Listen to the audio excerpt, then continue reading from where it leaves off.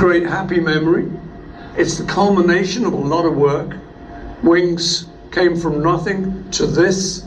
When I think back to the Rockshow era, it was a very happy era because we'd been trying to make this band Wings work, and we'd come up the hard way, and we'd kind of struggled in the early days. So now finally, here we were in America in '76, and it was all coming good.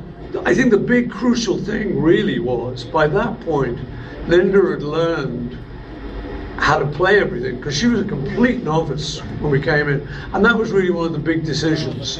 And people slagged me off for that, said, oh, you shouldn't have this old lady in the band, you know. I said, look, you know, when we started with the Beatles, we didn't really know anything. We were just fresh out of Hamburg, we had a few songs under our belts, and we had to learn that fame game. So I like the idea that we would all learn it together. And by this time, Linda had had enough experience to know how to play all the songs, to know how to sing all the harmonies. And by then, she developed this sort of great thing of being the cheerleader. She would get the crowd, hey, come on, you know. She had a lot of spirit that way, so she became the emotional core of the band. And at that point, I knew we were ready. You know, I think I realized that the band had now had enough practice, and we needed to see if we could make it at a bigger level. And America, you know, is the bigger level if you're from England, Europe. And so that always to us has been the place. It still is for English people. It's the place to crack. The Kingdom in Seattle was very special just because it was massive. This was now like the biggest thing we'd ever done. And my image in my mind is looking out and seeing all these people, these lines that seem to go forever, waiting to get in. And then they all ran up a ramp.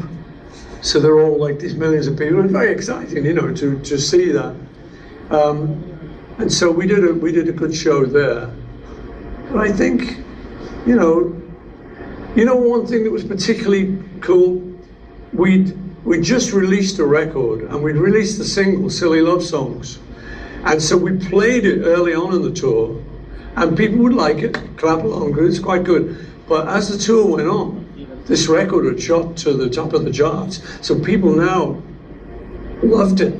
And it was more than like it. Now this was a familiar hit we were singing. It was brand new. So that was a great experience. And again, that was a big confidence booster, that people would, you know, actually know this new song. Some of the other songs, they would know them, but they were kind of album tracks, a little bit more obscure. But we loved doing them. There's a song, Call Me Back Again, that I love doing, you know, with the nice stuff on the horn section.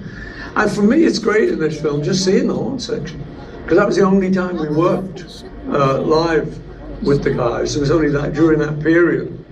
And so I have fond memories of those guys. But the great thing about Rockshow, it's kind of solidified that lineup. And now I can just get to sit back and watch Jimmy play. He's a great player. Watch Joe drum, you know. Whereas I can't do that. I've always got my back to them, or they're at the side. So I really enjoyed it, yeah. And the restoration, remastering is really great. So I loved it. Sit back and turn your bloody phones off.